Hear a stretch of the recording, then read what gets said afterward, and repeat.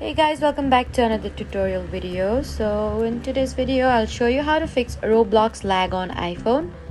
So first you need to make sure your internet connection is stable and try switching between Wi-Fi and mobile data to see whether the connection is causing the lag. Next, close unnecessary apps running in the background.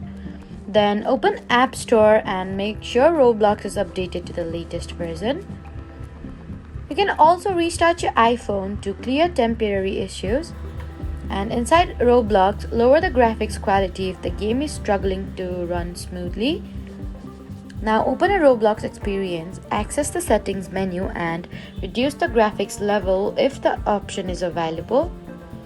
Make sure your iPhone also has enough free storage and isn't getting excessively hot while you're playing. So that was how to fix Roblox lag on iPhone. Please do not forget to like, comment and subscribe for more helpful tutorials. Thank you for watching.